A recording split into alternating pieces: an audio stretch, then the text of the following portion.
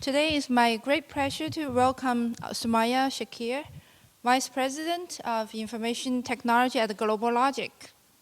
And she received her bachelor's degree with honors in computer engineering from Davidson University from India, and her master's in computer engineering here at San Jose State in 2004. She attended Santa Clara University for her executive MBA degree. Mrs. Shakir has more than 20 years of global experience in business strategy and enterprise technologies. She spent over 5 years at HP as a senior strategy consultant for the company's digital portfolio. She also led the digital strategy and the portfolio of Garnet, the company behind USA Today, and the IT strategy transformation and modernization portfolio for Amtrak. She worked as head of global IT for Milestone Technologies from 2017 to 2019, and recently joined GlobalLogic in September 2019 as their VP of Information Technology. Once again, please help me welcome Amaya Shakir, Vice President of Information Technology at GlobalLogic.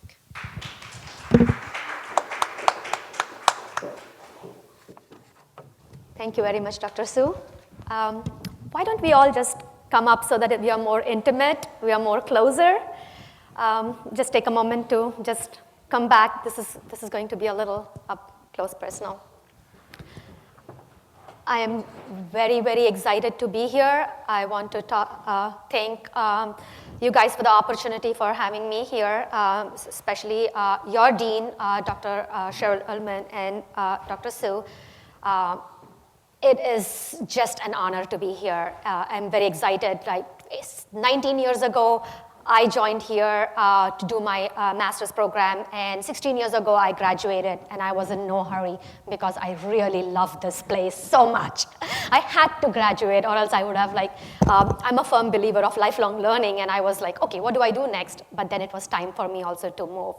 So I would say that if you are here taking a course or having your career plan by taking courses here, just know that you are in the best place in Silicon Valley with the best faculty, with the best dean that has you guys' vision in mind and everything. So go ahead and give yourself, and for the wonderful staff that is here putting all this together, a big applause.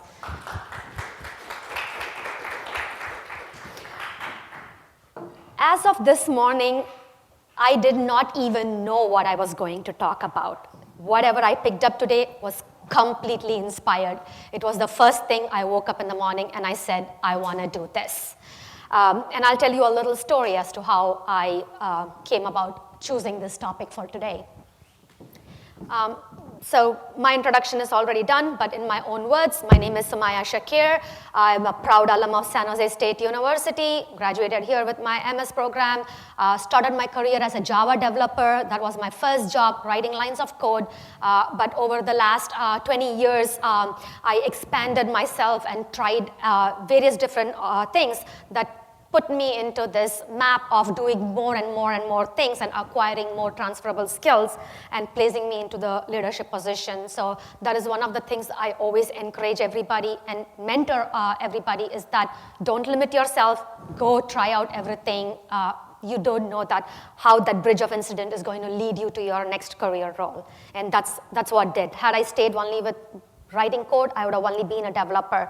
But it was this open mind and aptitude of trying other things that's put me there. So I wanted to impart that one piece of advice from me is that be limitless, go try everything, don't box yourself. I'm gonna go ahead and expand this. So basically, everything that we are in today within the Valley, it's all about the pace of innovation. It's all about how fast we are moving, how fast we are innovating. What we had today will be irrelevant in the next few months. There'll be some other new technology that's replaced. Few years back, 7 years, nobody even thought about Uber. Nobody even thought about DoorDash or anything. But now things are just moving so fast. They are moving so fast that you have to catch up with it. The only thing that's constant in that is a change, and it's Some people call it as disruption, and the only way disruption happens or change happens is through innovation. And when I talk about innovation, is that how do you innovate? What cultivates innovation? How do you know? Yes, the primitive man was hungry. He had to use a stone. He had to break it, make a weapon, throw it, and then he wanted to improvise better and better ways, and that's how innovation was born. But today, in today's modern world, what is innovation? You may hear people say that if something is not broken, leave it alone. No, today's innovation is opposite of that. If something is not broken, take it and break it and rebuild it again to see what more ideas can come up with, right? So it's basically, you have a perfectly working car. It takes you from point A to point B. Everything is good. Now, why do you need a driverless car? That is an example of take something, break it, and see how it can repurpose the modern thing. Just some little facts, right? So basically, we are in the era that I call as innovation on steroids. Innovation used to take before 10 years, then 7 years, 5 years, 2 years, 1 year, and now it's much faster. I won't be surprised if innovation starts changing month to month. The way I was banking 1 month ago is different from the way I bank today, or it will change tomorrow. Maybe there would be a way where I would just think of a product, it would already purchase itself, it would already get my... I think that's pretty much happening with Alexa today anyways. It's like anytime I talk something, Alexa suggests, do you want me to order that? I'm like, dude, I didn't even think of it. Go ahead and do it, right? As of 2019, there are 15 million patents worldwide, right? These are people who had money to actually go patent them. And applying a patent is not cheap. It's not an easy process. It's a very difficult process. And even with that, we have 15 million patents. So I would imagine there would be other 15 million patents that are not being patented, and plus many more.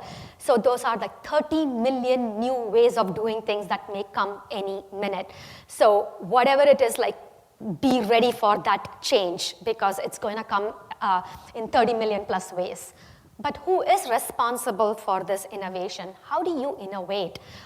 You are sitting here as students and you are acquiring all the knowledge and everything. Either you're going to go work for somebody that's innovating something, or you're going to innovate yourself. So it's unavoidable. Either you're going to work for somebody that's innovating, or you're going to innovate yourself.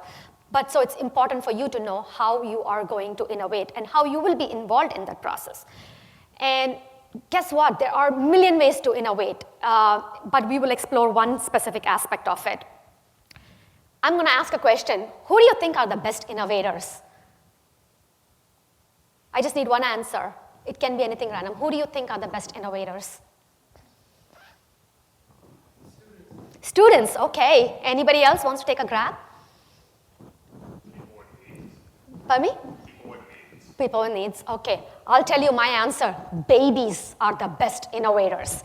Babies are the best innovators. They are so limitless, they are so persistent, they will get what they want in any way possible. There's this funny YouTube video of this toddler that was so persistent of getting out of the bed without having to fall, stacks up these pillows, and safely gets down. He literally invented a safe way of accomplishing his purpose.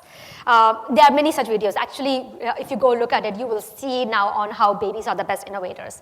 But in our example, I'm going to talk about this wonderful, wonderful young woman who at the age of 8 years, now she is 15 years old, but when she was 8 years old, literally developed an app that was going to transform the lives of Alzheimer's patients. She didn't have much background or anything other than just taking a few coding classes or anything like that.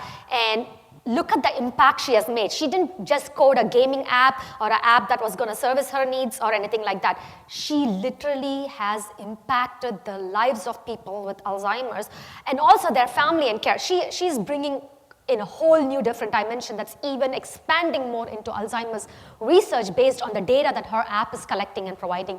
I highly recommend to go check her out, watch her TED Talk, read her story as to how she did it. And this will actually help you to start thinking and processing things differently as to how you can approach innovation. It will tell you a story of if she's an innovator, every single one of you here is an innovator. Those babies are innovators. The person that next to you, your cousin or your nephew or your little baby brother, every single person is an innovator. But how does this mode of innovation get formed? How did Emma Young become an innovator? What path allowed her to be an innovator that you can also follow to be and Emma Young, right? It's great that she was only 8 years old, now she's 15 years old, she's leading a great company, she's collaborating with researchers across top medical practices, and she's doing incredible things. But what can you do to be Emma, or what is the approach you can do? So this is how Emma did it. Emma did it by embracing this particular thing called design thinking. How many of you have heard of design thinking before? That's good. That's really good. I'm impressed. So basically, design thinking is nothing but you are solving something by keeping the core human need at heart. It's all about the core human need at heart. For who are you creating? What are you helping them with? What are you solving the problem with? In Emma's case, she was living with her, I think her god-grandmother who was suffering with Alzheimer's, and she saw firsthand what it involved to be in the life of a person that has Alzheimer's and what she could do. So she kept that human at heart, and she used that human at heart to sit down and create a solution that's going to always address, like, how do I help this human? That's all she thought about. She didn't think about creating her company. She didn't think about getting famous. She didn't think about how her app is going to look like, whether it's going to be a computer, whether it's going to be a handheld device. She didn't think of any of those things. She only kept that human need at heart. And that is the core principle behind design thinking, is that you are solving something, keeping that human need at heart. Now that human need could be as big as transforming the lives of an Alzheimer patient, but it could also be as simple as opening a shampoo bottle in your shower that you're frustrated because your hands are slippery, and how do you get off without wasting the product? And that's how the concept of a pump got bought, so that it makes it easier for you. So that is another example of design thinking. Could be as simple as having the pump option, or even when you go to hospitals or anywhere, the motionless pump. So basically innovation happening through keeping the human need at heart. And that's what we are going to talk about. That's going to be the main theme for today's talk. Just a little background about design thinking. It's basically originated at Stanford University, but the main company that was behind design thinking was this company by the name IDEO. They still are big pioneers for this thing, so go check them out. It's IDEO, IDEO. And again, like I said, the core of design thinking is human, and it's considered one of the most sought out after skill. I think it's a must-have skill for people who are in user experience design or any kind of design thing that designs. It's like the most important skill. And initially, I think a lot of design thinking was put into hospital practices and things to improve the lives of people. But now, literally, any kind of product that they are solving, from transportation to restaurant industry to therapies to clinical, and everything involves around this thing called design thinking. And again, it is something that you also encounter every day in your life to make your own life easy. Is that, how can I do this better? How can I go from point A to point B better? Well, guess what? That's how Uber came, because somebody wanted to solve that human need of not having to take their car out and drive and go, versus somebody else coming, picking you up and doing like that. Some of the things that you should feel good about being here today is that they actually offer a master's program in design thinking. And there is Stanford University, which at one point I was ready to take a break from my work to go take their course, which was at that time I think offered for like $36,000. And today I think they have a 4-day boot camp that's for $13,000. They have a design thinking, MIT Sloan has a design thinking class. Berkeley has a course, I think a 1-unit course for their MBA and evening MBA students. So for those of you who are here, you are getting all this crammed in probably this 1-hour session, but you can take it beyond and expand. But this is how important it is. And for those who are not here, who plan to be here, they definitely have missed out, is what I would say. So that much importance is given to design thinking. And even if you are not going to be in a place where you're going to be hands-on with design thinking, me as a manager or as a leader, for me to take my team to think outside the boundaries of things is where I would incorporate design thinking. I would say, like, what are we solving? Who are our users? What do they need? So it's a very good way of breaking the rut. if you're stuck about how do I solve my life's problem, come back to design thinking. It is one of those fundamentals like project management or product engineering or things like that. This is a more modern construct that's going to stay here for a very, very long time. It's not going anywhere. Although it was not coined before 1990s or late 1980s, but I think throughout human evolution, everything that we have done was to solve a human problem, and we just didn't name it as design thinking. So what exactly happens in design thinking? This is like a super easy framework of design thinking. It starts with this phase called empathize. Basically, innovation should be human-centered. Innovation should not be money-centered. Or yes, it's good to make money out of it. So if I ask any one of you, what do you want to do in your career? Oh, I want to be an entrepreneur. I want to start my own company. I want to do this.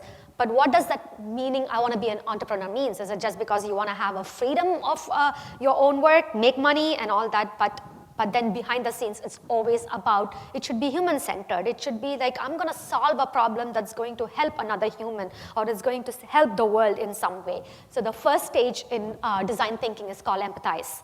The next one is define. So basically, come on, you want to solve something, and if you're not going to define what you're going to solve, if you're going to just say, come and say here today, guess what? I am going to solve a problem for the world. That is not a problem. That is, you're just saying that you want to solve something, but you don't know what you're going to solve. So basically, when you're defining, you are going to solve a problem. And then the next step is like you ideate. You're like, okay, this is a problem. How do I solve it? What do I do with it? What are the various ways of solving that problem? And sometimes in the ideation stage, it's even your worst case idea is still an idea. A lot of the things were born out of failure ideas, which ended up becoming successful ideas. So even a bad idea is an idea, and you should not dismiss it. And the next is like, okay, you have this idea, guess what? I'm just going to go start building it and everything, but you don't know the viability of your idea or anything. That's where prototype comes, and then finally you want to test your idea even before you bring it. In Emma's case, she empathized with her grandmother and the family around that was struggling with an Alzheimer's patient. She couldn't just sit there and not do anything about it. She empathized it. Then she defined it. She's like, what is grandma going through? Grandma doesn't recognize people. Grandma forgets to take her medicine. Grandma forgets to go to her doctor's appointments. What do I do? Then she went and she ideated it. Okay, I need to solve her taking her medicines. I need to solve her going to appointments. I need her to recognize people. I need to understand who is calling and everything. That was her ideation stage. Then she built a prototype and she tested it. She didn't go right away to the incubator labs to make a product or to do it. She built it herself and she tested it with one person, which was her grandmother. She tested it with her every day. She refined it. So what Emma basically bought this groundbreaking product was nothing through a process called design thinking. Now, Emma did not know that what she was doing is design thinking. Hopefully, she will get to know now that that's what she did was design thinking. Another thing about Emma that I wanted to say, which is very important, especially because you guys are students here at San Jose State undergoing your program, is that the way Emma learned only one programming language, but I believe when she built her app, she did not build it with that same thing. It was because of the fundamental concepts of, I think she took a course in object-oriented programming. Now, a lot of you might think, why am I taking this? I need a job. I'm just going to learn the latest programming language and do it. No, Emma went back to the fundamentals. Emma went back to the basics. Just because she had a strong grasp of object-oriented programming, which is a very, very fundamental concept. I'm sure there's a coursework. I think I took a coursework here with object-oriented programming, and it started with C++ and Java, and I think it's still relevant. That's what enabled her to pick up another language to write it. So that's another thing I wanted to impart, is that do not ignore your fundamentals. You will be surprised how they will be relevant 20 years later. So that was the framework, but this is actually what happens in design thinking, is that you may think, okay, this is a problem, this is a solution, I'm going to build it, and I'm done. No, that's the wrong concept. Design thinking is anything but a nonlinear process. It's put together here nonlinear, but you will jump from one way to another way and come back to it. You may empathize and you will define, but then there will be solutions like, oh, what if that pill was bigger? What if somebody else called that she didn't know, so you come back to the empathize phase. You can jump around every possible combination and come back to that empathizing phase and then go ahead and build your product. And even after building your product, you can still come back to the empathize phase because you wouldn't have thought of a scenario. What about it was an Alzheimer's patient with something else involved that you didn't think of before? But you don't have to think about all the scenarios at once. You're not solving a big problem. You're solving a small problem, and then you are moving on to multiple dimensions. So this is just to give you an idea that it is not nonlinear. You can jump into phases, and you can come back. This, I liked it. I actually stole it from somewhere else because I like this one so much.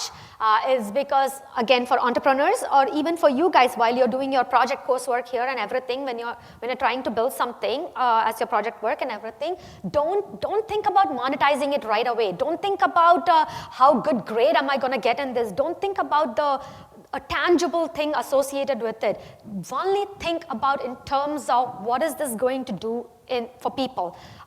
There are other innovation ways where you're thinking of advancing a technology or something, but in design thinking, the core is people, the impact you're going to make for people. So everything that you're going to think, live, and do is going to be all about people. It's from a people's perspective. It's not from a perspective of how much money is going to fall in the bank account, or what grade am I going to get in this, or how awesome is this going to look. No, if it does not serve that human's purpose, it is not in alignment with design thinking. So the first phase that I talked about was empathy. So how do you get empathy, right? Yes, if you are living with somebody your loved one that's going through somebody, it's obvious, you empathize with them, you know. And similarly, if your friend is going through something, you understand. But in a formal setting, how do you empathize with something, right? Something that you see and you don't know about it. How do you empathize with something? So basically, in the actual field, what you do is you actually gather this information through interviews, through intuition, through observations, but also through keeping an open mind, in the sense that you may think that somebody that's always doing certain things in a certain way. Why? Why are they doing it? Keep an open mind. They're doing it probably because of a number of reasons. And sometimes just listen. This is what we say, that when you're going out there to the field to solve a problem, these are the 4 things that you would do, is like observation, by keeping an open mind, by listening, and also through first-hand experiences. And that's that infographic that I have there is the best example of what empathy is. Basically, one human is processing. He's not thinking about him. If he's thinking about him, in his brain it would be his own image, but he's thinking about the other person, and the other person is thinking. So when you are solving something, don't think about how you're solving it for yourself. Think about how you're solving it for the people that you're solving it for. And the next stage is like the define stage, and the output of the define stage is basically nothing but you finally have your problem statement. The first is just empathizing. You're not trying to solve anything there. You're only trying to understand what the need is. You're only trying to understand how difficult it is. You're only like feeling for it. But in this stage is where you're actually taking it and you're actually having a problem statement for it. So you narrow it down to a specific problem you're solving. And then whatever you observe during your empathy phase, the person getting confused, the person not able to do something, or the person is struggling to get to a place, or anything like that, you start synthesizing it, you start processing it. And you don't do this alone, you do this with your team, unless you are an individual, in an individual role. But an example for you guys would be, as you're doing your project work or something like that, is where you collectively put your ideas and you brainstorm your ideas with your team to get to the third process in the right direction. And you try to reframe that problem that is grounded in the user's need. In case of Emma's example, Emma did not state that I'm going to solve Alzheimer's. That was not her statement. Her statement was more in terms of, I'm going to solve grandma's unique need, which is taking medication. Grandma's unique need, which is recognizing people. Grandma's unique need, which is getting to the hospital. So you're grounded in their needs and insights versus just saying that you're going to solve something, right? So it's basically taking the needs and wants of what you are solving versus the problem statement itself. And then start looking at things differently and look at it whether it is something that's worth working on. And that's where like you have all your observations. So the output of your empathize phase is just your observations, and the output of your define phase is your problem statement, which you have synthesized from your previous phase. This is just definitions in terms of what analysis and what synthesis means. Basically, analysis is just breaking down that problem, and synthesis is like, piecing the puzzle together to form this whole idea as to what you are solving. This is just a good idea as to like, what's a problem statement? Okay, you just said what's a problem statement, but a problem statement might address things like where, how, when, who, things like that. So when you are entering into the next phase where you're defining, these are the questions that you will have to address. It's like, that is going to be how it's going to guide you, but then also you need to keep these three things in mind, that it should still be human-centered. It should still be enough to give you creative freedom. It should be narrow enough to make it manageable. For instance, that if you're solving grandma's problem to go to the hospital, grandma doesn't need a super fast car to go to the hospital. She doesn't need that Tesla S model to go to that hospital. She does not need a Bose music system to get to the hospital. So you're not solving those kinds of things. You're only solving the need for her to comfortably go. Maybe pick a hospital that's the shortest distance. Maybe pick a car that is more comfortable for her needs and wants. So keep it human-centered, but also keep it broad enough, for creative freedom. Maybe one of you can take my idea and start a business with it. You have Uber that takes people. How about Uber for elderly care, where you can get other patients and take them there? There's a need for it. That's a human problem that we can solve, is we can have a Uber for patients that want to get dialysis. So pick up patients and take them to the nearest dialysis center. So what kind of car needs to be designed for that? Or what kind of things that be designed for that, so that the caregivers don't have to worry about whether their family member received that car and they are back. So you see, that's a need that's existing there. And the way that you can solve it is not by, okay, high-speed car, let me sell you my business by saying that, oh, for your family member, I have a high-speed car that will take them and is super posh. Like, nobody cares about that. They only want to make sure that their family member is safely transported and they are brought back. So make sure that it is human-centered. With the same thing, one of the techniques that's used to define in design thinking to solve these kind of problems is called empathy mapping. Is basically when you were doing your define, what did they say? How did they say it? What did they do? How did they feel? What are they thinking?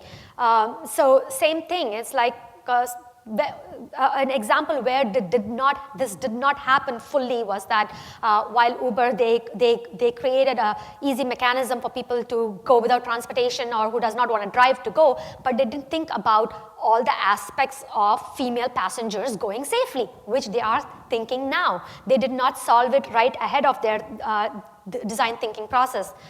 This is another funny example I'm going to give you. This made me laugh when I heard somebody speak.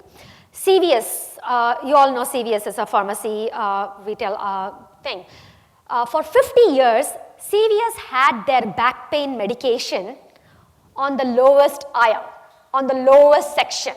So imagine your grandma or you with a chronic back pain going to go pick up a medication at CVS and having to bend and pick up that medication. 50 years later, they finally now have it on the top. That's because they did not watch who their patient is. They did not feel, they did not think what is there in that person's mind, the very act of bending and picking it up. So that's where empathy mapping comes. Always keep that human in mind. Always keep that user in mind. If your app is developed for a baby, then think like a baby, whine like a baby, cry like a baby, tantrum like a baby. Imagine these scenarios. If it is for an elderly person, imagine it like that. Or if it's for a smart hustler, imagine like that. Whatever it is, think, feel, see what it what it does for them. Instagram was designed for all these content-hungry influencers and everything, and it's achieved its purpose correctly. So because they thought of the users in their mind. So that is a very important aspect of empathy mapping. And always remember that CVS example. It gives me a good laugh. So maybe next time you go to CVS, you will make sure that everything is on top. The next state is called the ideate state. This is the brainstorming stage and where you start generating your ideas. So basically, what you do is, you know your problem statement.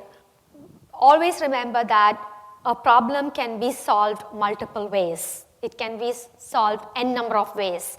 But your goal is to find one best way of solving that problem. But during the ideation phase, you should not stick to that one way. You should go ahead and bring all the ideas possible to the table. No idea should be dismissed. Even if it's the most ridiculous, most impractical idea, it should still be noted and documented. A lot of innovation that's happened are accidental innovations, or were ideas that were dismissed, or were ideas that were thrown out in the garbage. All great innovators, if you really see, their first idea was the idea that was actually thrown out of the door, that it would never happen. So in the ideation stage, if you're working with a group of people and if your team member has brought an idea to the table which seems ridiculous, maybe you can call it ridiculous, laugh it, but don't dismiss it, write it down. Sometimes that is the idea that will come into place. So my advice to students and everything is, don't be judgmental. You will be surprised how many times you are wrong versus how many times you have been right. Make sure that you keep that idea there. So don't dismiss it. In fact, write it down, because sometimes you will think, what was that one thing that person said? I just can't remember it. If only I captured it. So I would say that write it down. So the only task of thinkers in this stage is to create as many ideas as possible for them. Even the worst case possible scenario is still an idea. Also, you cannot take forever to ideate. I'm talking this about a real life situation. Oftentimes, a lot of people have great ideas, but because they didn't take action, they want to perfect their idea. The perfect idea never happens by the time somebody else has taken that idea and somebody else has brought it to the market. And you would say, dang, that was my idea. I thought about it first. No, that's because you took forever to soak on your idea. No, if you have an idea, I will say, give yourself a time limit to finish it, whether it's in an office setting or whether it's in a school setting or whether it's in a personal setting. Make sure that you have a time limit. And how do you ideate? Basically, there are multiple ways to do. For me, my ideate way is like, to scribble everything down and to like sit on it and soak on it. But there are many practices that happen, like sketching, sticky notes, and everything. But mind maps is one thing which is very, very powerful. They even have mind maps app today. I feel like any problem can be solved if your mind can put it down in the form of a mind map and go towards it. And also stimulate free thinking. Don't box yourself. Don't think that, oh, this is the only way I can do it. Oh, this is the only way that formula can apply or anything like that. You'll oftentimes see that there are so many unknowns that can come into picture to solve your problem in multiple ways. Make sure that you bring all the solutions together to the table. Do not say to yourself that maybe this is not practical, maybe this is not doable. Brainstorming is the great idea. There are certain rules of brainstorming. I already spoke about it. But in a setting, how do you do is sometimes you can designate a group leader so that people are all focused, so that the time limit rule is observed, and also make sure that it's a judgment-free zone. No idea is a bad idea. And the best thing to do is have a visualization. And basically, when you put something into picture and you put it in a form, you will be surprised that the solution will somehow magically appear itself. It will lead you to another state where you can solve that problem. And also, it may be your partner's idea or your team member's idea or somebody else's idea. Sometimes it does not have to be your original idea, but you can improvise on somebody else's idea. And question their ideas. If they brought it there, just don't accept it. Question their ideas, and from that one idea, you will see that there are multitude of other ideas that would come, and you can solve it. And oftentimes, if you go and look at some of the innovators that built on something, you would see that it was actually originally in some primitive form somebody else's idea, which they took it and they built upon it. So I talked about one of the ideation things, mind maps. I highly recommend that you look into mind maps, not just for your project work or for your industry work, but also for your personal life itself. Mind maps is a great way for you to figure out how you're going to solve a big problem. And mind maps can be as simple as writing in a pen or paper, but it also can involve such good graphics and everything. You can be as creative as possible. And oftentimes it's said that creative energy is the cradle of innovation. The more creative you get, the more ideas are born. The more visualized you get, the more, in more ways, the solution starts appearing to you. There are many apps, both for Android as well as for iPhone users. For iOS users, there are also desktop tools, but the best mind map that I use for me is just a pen and paper. And basically, it starts, the center of it starts with what you are trying to solve, and from there, you can go into all the various semantics and all the various variables of how you want to solve that problem. A good example here is somebody that wants to do a press event. What do they have to think about? They have to think about announcements, the marketing and PR, what information they're going to share, how is the program going to look like, what's the location, who are the people that are going to attend, what are the general things that they need to take care of. In your case, it might be, how do I pass this semester with an A grade, right? Like, if you want an A grade, what is it that you need to do? Attend classes on time, finish your coursework. What are the courseworks? How many requirements? Prepare for the test. What would you prepare for the test? How would you do it? I'm just giving a simple, primitive example. That way, you know how to get to your end goal. So basically, the way of solving something is have the end goal in mind, what you want to achieve, and move backwards in terms of what are the different ways of creatively solving it. And what you put together the first time, it's not the final thing. So you can go back, improvise it, or you can completely rip it apart and start all over again. I cannot emphasize how important knowing a mind map, how you can solve bigger things using mind map or simpler things. And also this becomes a great creative visualization tool to communicate your ideas to your team members in terms of this is where your thinking process is. This is where you are going to solve something. Oftentimes it's difficult for another person to understand what we are trying to tell them or where our mindset is going. So a mind map is a great way to bring everybody on the same page. Maybe somebody else can take over one part of a mind map and do it. Maybe this becomes another new mind map on its own. And again, it can spawn as many other mind maps as you want. The next stage is the prototype stage. Prototype stage is where your experimentation stage, where all the empathize, define, and ideation that you did together. This is a stage where you actually like, oh, SHID, is this really going to work? Is this really practical? Is this really viable? Guess what? This is where you will know whether that is actually going to happen or not. And you know what? Once you have done your due diligence in the first three stages, this stage is all about putting it together. This is what we call about simulations, mock-ups. There are multiple terms to address this stage. You don't declare that I'm going to build a house without having a blueprint first in your hand. You don't just say that, oh, I'm going to just finish something without having an idea in mind or a prototype in your mind. This is that stage, and it can be very, very simple. It can be as simple as just putting a prototype on a paper or modeling clay if you're building something, or it can be writing a sample program code to show if this concept works. And guess what? I actually failed in prototyping in my master's program. I was so addicted to making sure that my master's thesis was something that nobody ever did. It has to be totally innovative. And I went and picked something called semantic ontology web language. I don't think anybody here knows what it is because it came and it died as fast. But I was so determined that I had to do it. I declared it that I was going to do OWLS. It was abbreviated as OWLX. It was one of the applications of XML. Of course, XML everybody knows. It was one of the applications, but it was basically semantic way of solving problems using this web ontology language. And there were no APIs released. There was nothing available. Somehow I committed to it, and there was no way that I was going to back out of it. And my prototypes failed. My prototypes failed miserably. Even to write a simple addition in my web ontology language, I was not able to successfully produce it.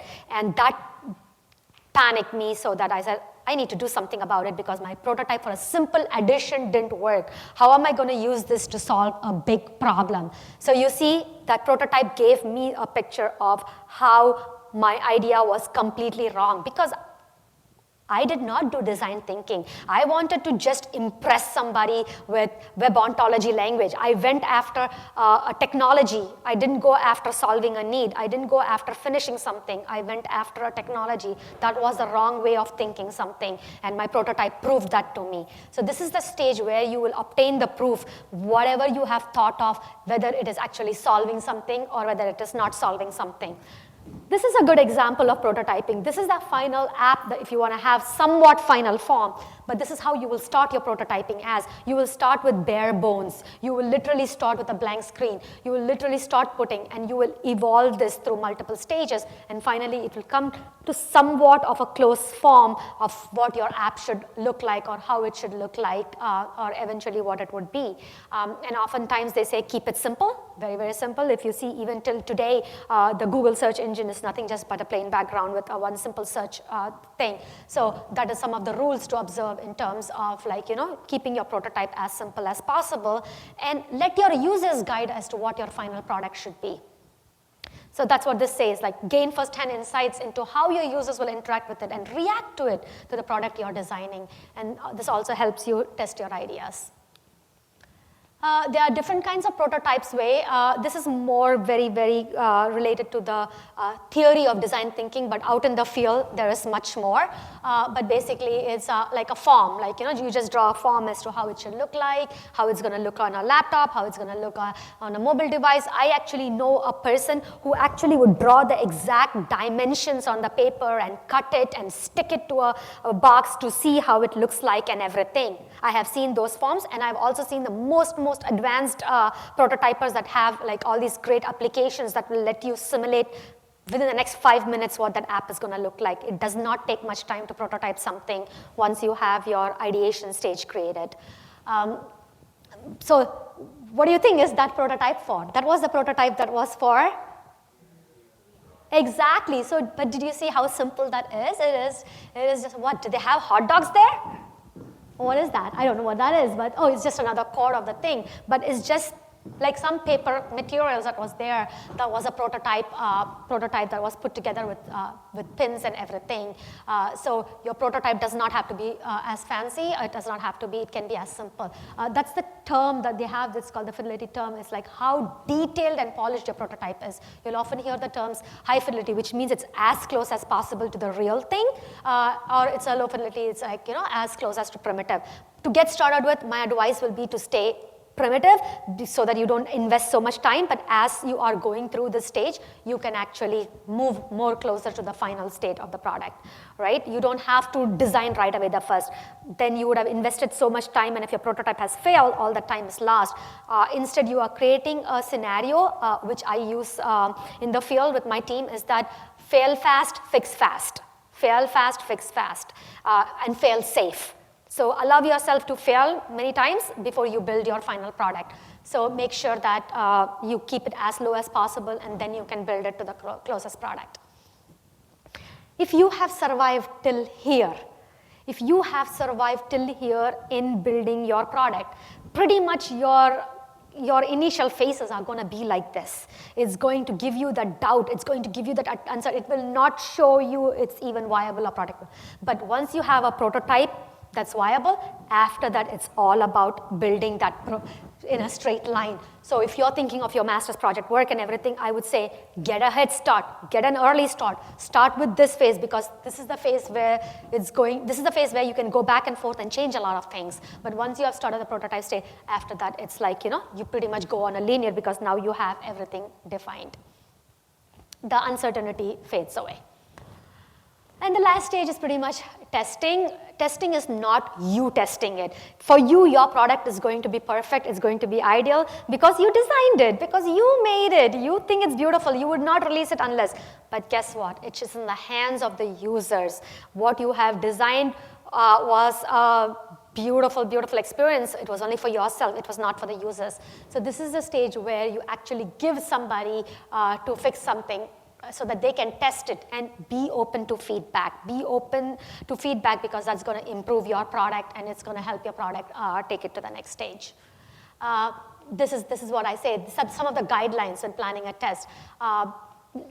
Don't tell your users. Don't try to pitch them. Don't try to tell them, oh, look at these features. It can do this. It can do that. You know what? How cool is this? No. Let them tell you how cool it is. Let them come and tell you that it solved their problem. Let them come and tell you that it took them from here to here. And do ask follow-up questions like, what did you think? How did it make you feel? What did you think about it? What did it do?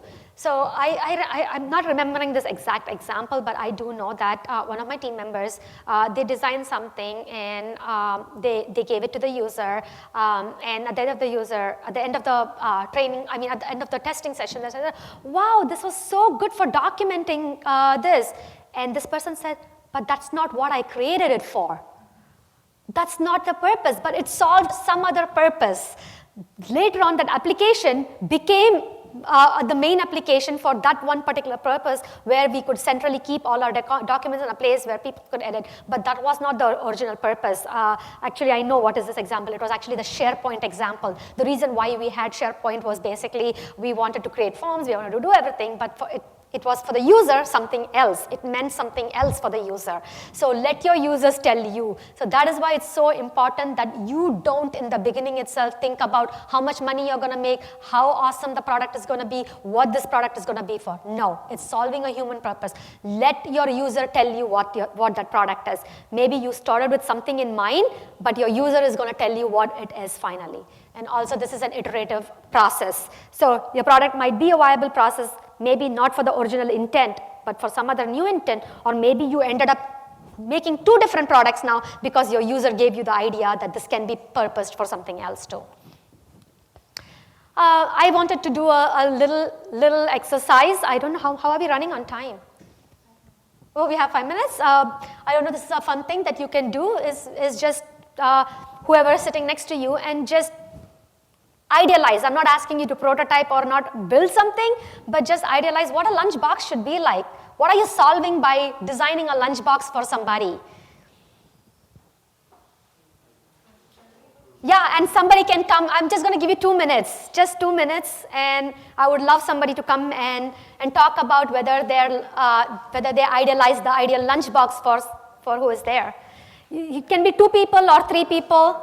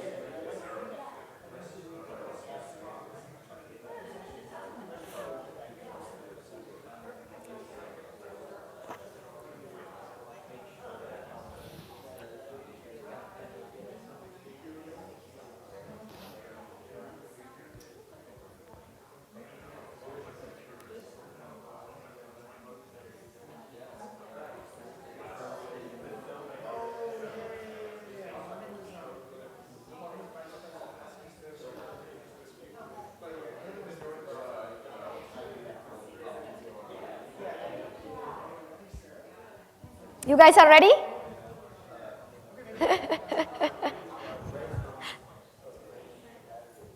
It seems like you guys are ready. Go ahead. Oh, well, we were trying to imagine a lunchbox that could follow you. That can. But what are you solving in that? What is the human need that you're solving in that? Leaving your lunchbox places that you didn't need to leave it. But what is the goal of that lunchbox? Is it to make sure that the person eats a meal?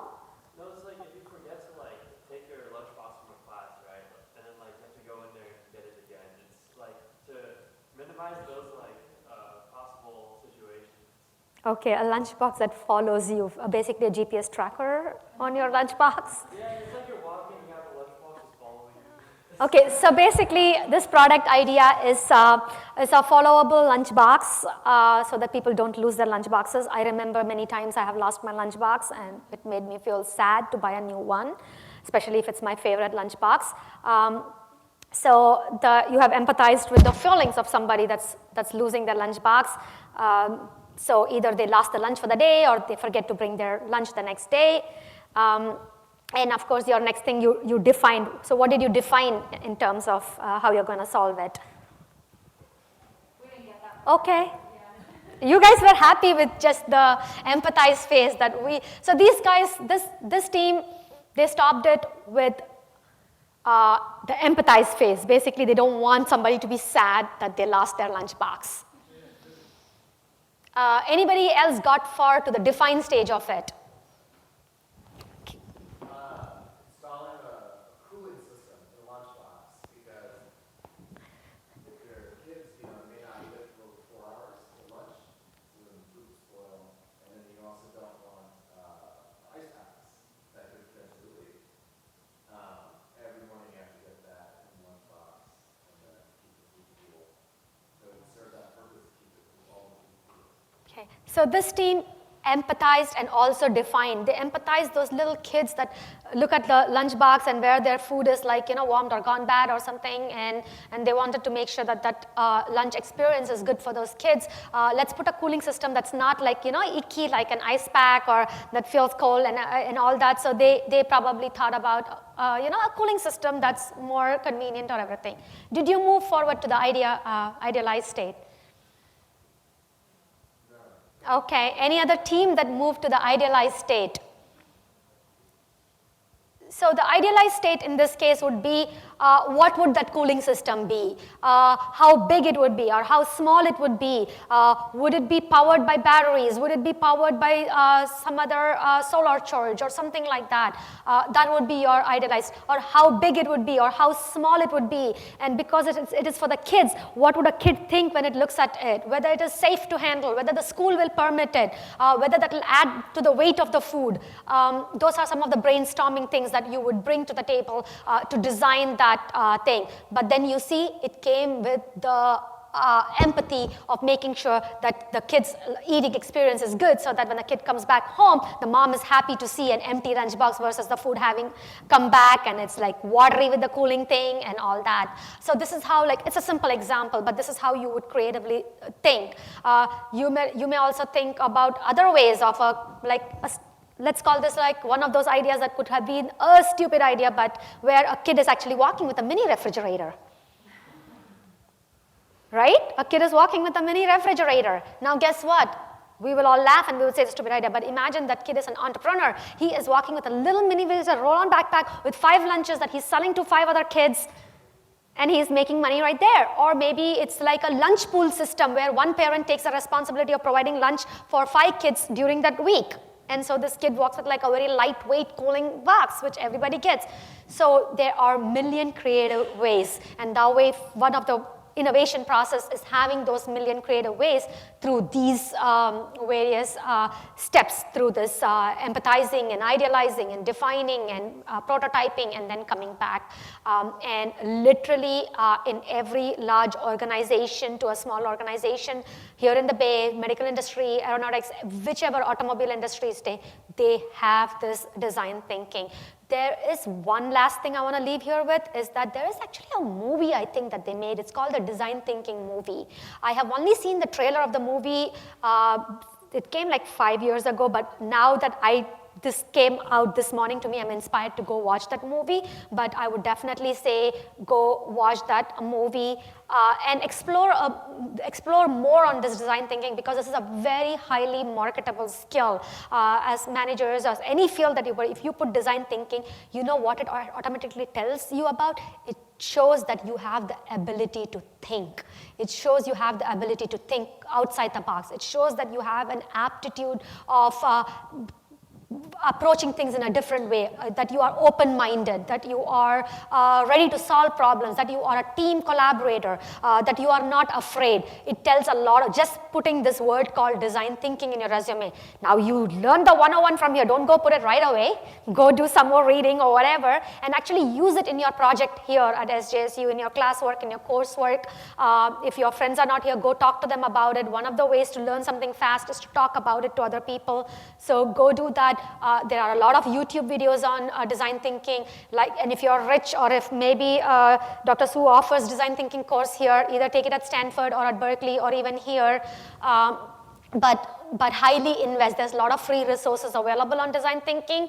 The library has a lot of books, both the main library as well as the other libraries, but definitely invest yourself in design thinking, not just to solve your personal problems with your future partner or whoever, but even in your college setting or in your outside setting. And definitely check out Emma Young. That lady is impressing.